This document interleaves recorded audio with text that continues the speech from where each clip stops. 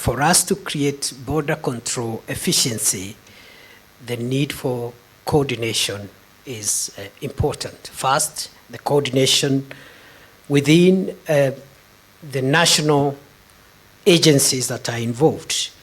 And here in Kenya, we have the Border Control Operations Coordinating Committee, BCOCC, which is chaired by the PS responsible for internal security, which exercises oversight over operations of respective agencies at the ports of entry and exit, and also formulating and implementing policies for the management and control of our borders.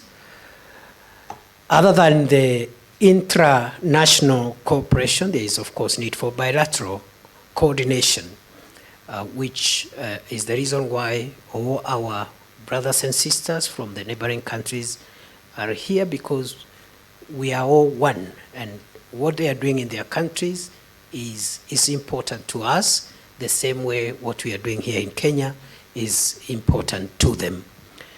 And of course, the need for multilateral and global coordination. And that's why we have our friends and partners, brothers and sisters from outside the immediate neighborhood. The use of technology, in particular digital technology, is going to become crucial for future border control and management. Future border control and management is going to be driven by data. And that is why big data is irrefutably one of the key drivers of the fourth industrial revolution. And therefore, in this space, data is going to be crucial. If you have the data, you are able to secure your territory. If you don't have the data, it doesn't matter the hardware and the human resources that you deploy. Without data, it's going to be very difficult to secure our countries and our world. I also foresee the increasing use of artificial intelligence, cloud computing, and other emerging technologies where border control and management is going to be shared between human interactions and the use of machines. The border of the future is also going to be a synergy, connection, and shared responsibilities between the public and private players. And therefore, this area, which has traditionally been government-driven, is going to be tempered or a bit influenced also by private sector, because of the increasing role of private players, not only in the whole space of human capital movement, trade, and so forth and so on. Into the future, this space of border control is moving towards less of the management of the physical borders to more effort in the management of the virtual border, because that is where the threats are going to concentrate in the foreseeable future. And therefore, the border of the future is going to be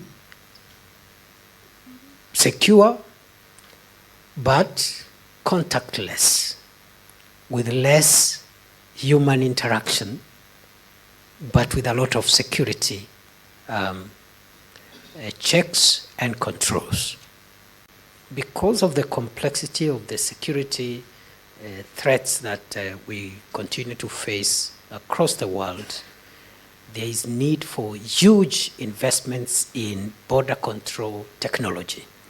And for many countries, including countries that are fairly well off economically, managing borders in the light of modern threats requires huge resources, and not many countries are able to put together the kind of technology that is required for effective border control and management, including the virtual border that I talked about.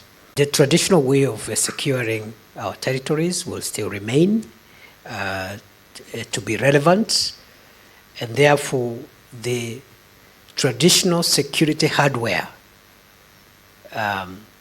will remain crucial for countries in the immediate future, even as we look at the changes that are driving us to looking at things differently. In this regard, I am pleased to report that the government of Kenya has made significant investments in equipping our security forces with the latest equipment, technology, and resources to combat threats to our national security. And this we are doing through the modernization of equipment of the National Police Service and also the National Intelligence Service, together with the Kenya Defence Forces, which are our organs of our national security. We are in a serious and deliberate modernization program to make sure that our police service, our intelligence service, and the Kenya Defence Forces have the latest equipment which are able to secure our borders. And we are also investing seriously in cyber security to make sure that our cyberspace as a country is also free from the threats that we continue to face. The border is the place where countries exercise their territorial control and jurisdiction. It is the place where compliance to the country's security, health, agriculture, trade, and other laws take place. It is the place where compliance is assessed and enforced.